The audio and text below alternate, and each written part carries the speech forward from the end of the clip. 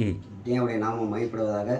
இந்த காலவெளியே நாம் நம்முடைய தேவனை கர்த்தரை பற்றி சில வசனங்களையும், அவர் நமக்காக பட்ட பாடுகளை பற்றியும், அவர் எப்படிப்பட்ட நம்ம நிலையில் இருந்தோம், அப்போது நம்மை தெரிந்து கொண்டார் என்பதை பற்றியும் சில வார்த்தைகளை பேச இந்த நேரத்தில் தேவன் கொடுத்த நேரத்திற்கு ஸ்தோத்திரம்.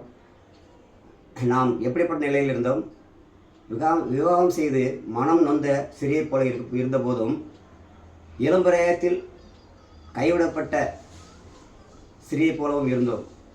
அப்பொழுது தேவன் நம்மை தெரிந்து கொண்டார். அதிகமாக சொல்ல வேண்டுமென்றால், நாம் பயங்கரமான குழியிலும் உளையான சேற்றிலும் பாவத்திலும் அக்கிரமத்திலும் மரித்து போயிருந்தோம். அப்பொழுது நம்மை தேவன் தெரிந்து கொண்டார். எப்படிப்பட்ட அன்பு! அவருடைய அன்பு!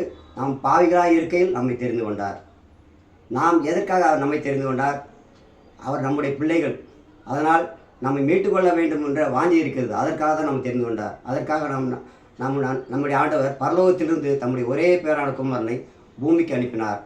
அவர் பிள்ளைகள் மாம்சம் ரத்தமாக இருக்க, அவரும் மாம்ச ரத்தம் உலகத்திலே பிரவேசித்தார். அப்பொழுது 33 வருஷம் வாழ்ந்தார். 32 வாழ்ந்து ஏற்ற காலத்திலே அவர் தம்மை முழுமையாக ஒப்பு கொடுத்தார். எப்படி ஒப்பு கொடுத்தார் பார்த்தால், ஏசியா தீர்க்கதரிசி புத்தகத்திலே 53 2வது வசனத்தில் வாசிக்கணும். இளங்கிளை போலவும் வறண்ட நிலத்திலிருந்து விடுகிற துளிரை போலவும் வறண்டத்திலிருந்து விடுகிற வேரை போலவும் அவர் காணப்பட்டார். எப்படி அந்த வேர் வெளியே வரும்? வறண்டத்திலிருந்து ஒரு விதையை போடுகிறோம் பூமியில். அந்த விதை நம்மை தன்னை முழுமையாக பூமிக்குள் ஒப்பு கொடுத்து ஒரு செடியாகவோ மரமாகவோ மனிதனுக்காகவோ மிருகங்களுக்காகவோ மற்ற பறவைகளுக்காகவோ பழங்களாகவும் காய்கறிகளாகவும் அந்த விதை வெளியே மனிதனுக்கும் பூமியில் உள்ளவர்களுக்கும் அது ஆகாரமாகிறது.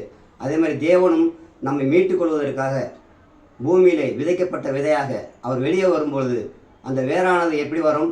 அந்த வறண்ட நிலைமை, அந்த தண்ணியே இருக்காது, ஆனால் வெளியே வரணும். எப்படி வர முடியும்? வரும்போது எப்படி வரும்? அந்த வேர் கூட அந்த வேர் வெளுமையாக வரும். அந்த தோல்லாம் உரிக்கப்பட்ட நிலைமையில் தேவன் அவர் வரும்பொழுது அந்த நிலையில் தான் வந்தார். நம்ம சிலுவையிலே பார்க்கிறோம். அவர் அடிக்கப்பட்டவராக இருந்தார், ஒடுக்கப்பட்டவராக இருந்தார், காரி உமேல்பட்டவராக இருந்தார். ஒரு சொட்டு ரத்தமல் சிந்தி வெளுமையாக காணப்பட்டார். அந்த வெளுமையாக வந்தபொழுது தான் அந்த வேர் என்று ஏசியா தீர்க்கதரிசி புத்தகத்திலே வாசிக்கிறோம். வெளுமைக்கு காரணம் அவர் ஒரு சொட்டு ரத்தம்லாம் அந்த பூமியிலே நம்முடைய பாவங்களுக்கு அக்கிரமுக்காக அவர் ரத்தம் சிந்தி நம்ம மீட்டு கொண்டார். இந்த நிமித்தம் நாம் இப்பொழுது அவருடைய பிள்ளைகளாக இருக்கிறோம். அவருக்கென்று வாழும் பிள்ளைகளாக இருக்கிறோம். எப்பொழுதும் அந்த சிலுவையிலே பட்ட பாடுகளை நினைவுகூர தேவன் இந்த நேரத்தை கொடுத்தமைக்காக ஸ்தோத்திரம்.